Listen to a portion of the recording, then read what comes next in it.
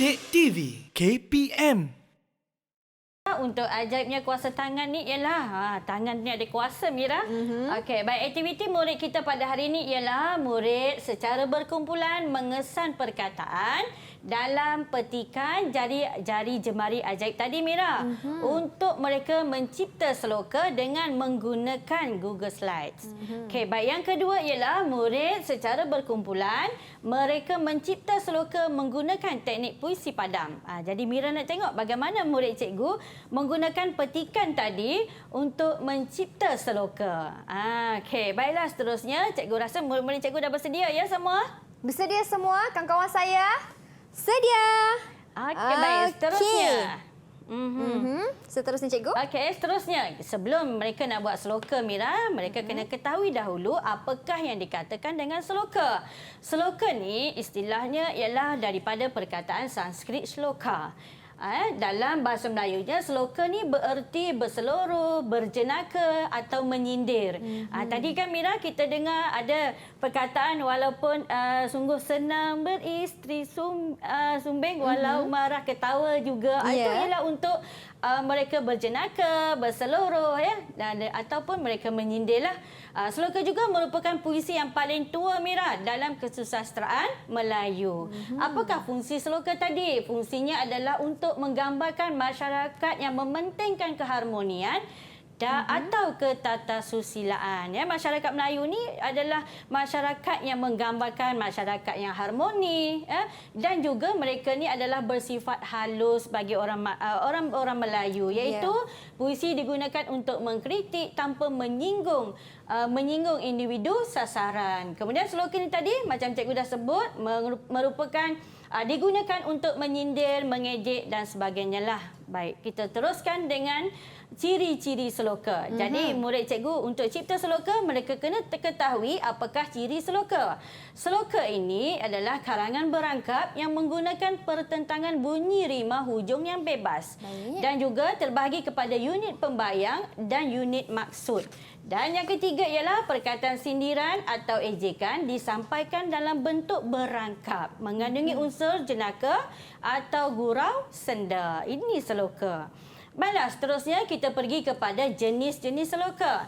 Seloka ada dua jenis, iaitu seloka berbentuk terikat. Yang pertama, seloka berbentuk terikat, maknanya 4 baris serangkap, kemudian 4 patah perkataan sebaris, ada 8 hingga 12 suku kata sebaris dalam kita mencipta seloka berbentuk terikat tadi. Kemudian skema ataupun rima akhirnya dan rima tengah dia mestilah AB atau AAAA. Jadi macam mana kita nak buat? Nanti kita tengok bagaimana murid cikgu dalam talian melaksanakan ataupun mencipta seloka.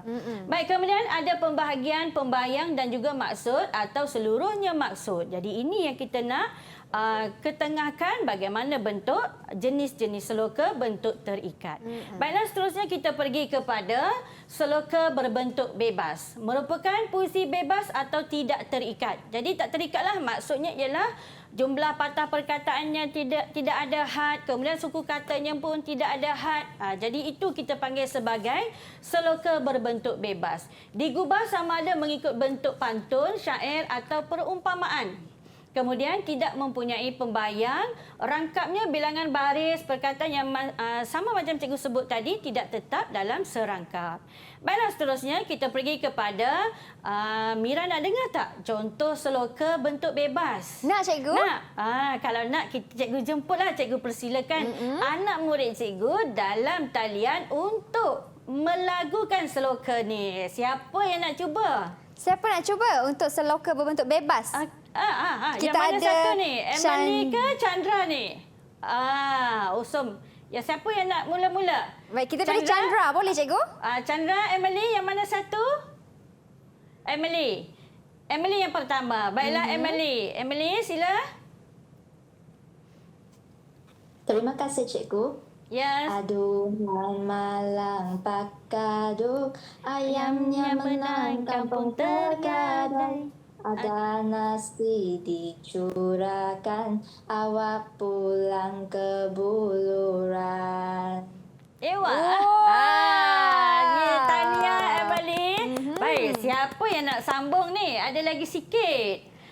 Chandra, dipersilakan Chandra. Silakan Chandra.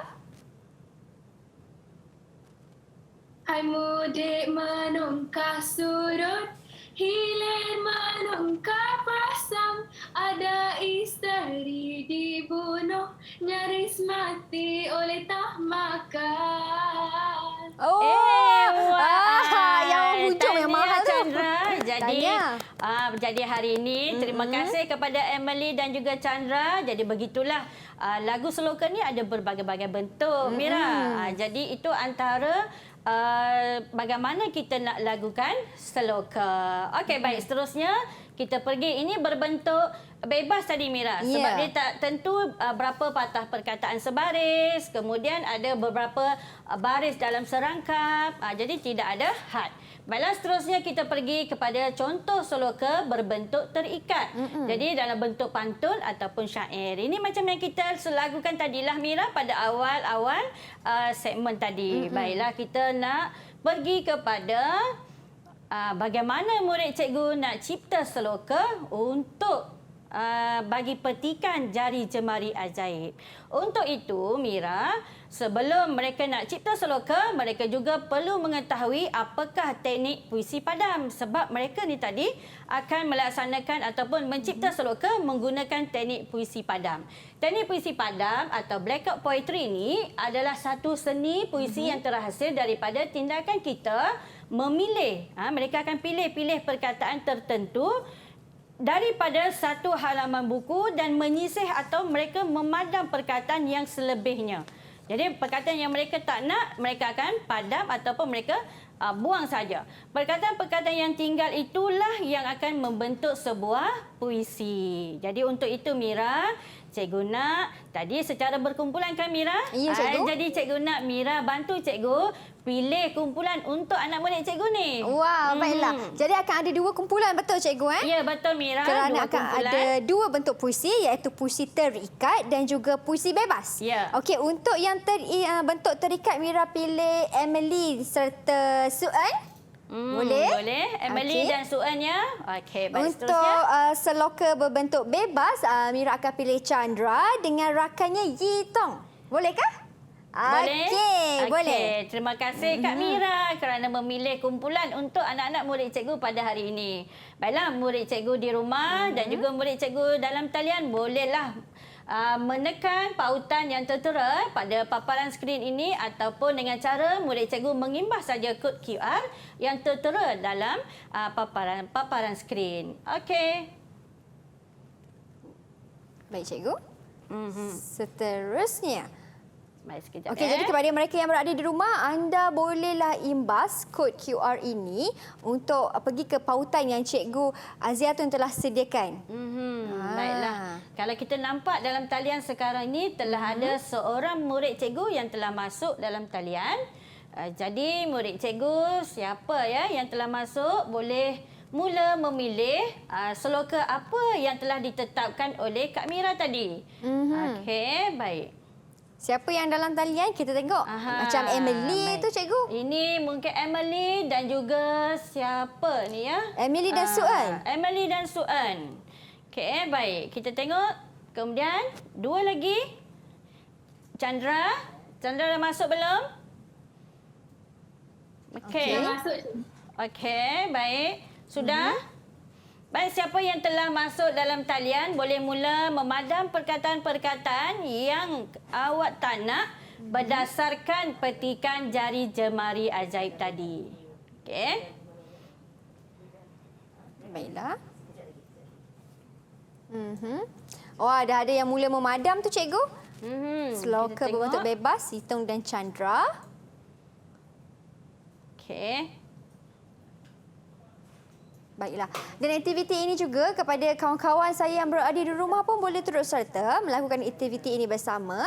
Caranya mudah saja, imbas kod QR yang Cikgu Aziatun dah sediakan tadi. Jadi boleh pairing, kan, berkumpulan dengan dua orang untuk buat seloka dalam dua bentuk, iaitu bentuk terikat dan juga seloka berbentuk bebas. Ya. Jadi macam mana kawan-kawan saya? Dah sedia? Sudah? Okey. Ya, baiklah. kita tengok sekejap ya. Cikgu tengok untuk Ya ini baiklah ada perkataan yang telah dipadamkan. Rata-rata yang mengamalkan. Mungkin Suan ada lagi perkataan yang Suan nak padam. Ya. Sekarang kawan-kawan saya tengah tukar, tengah padam yang tidak diperlukan. Kita tengok atas. Baiklah, Mira, kita nampak jari jemari Ajaib tadi, Suan dia telah padam. Ini saja perkataan yang dia nak jadikan sebagai seloka tadi.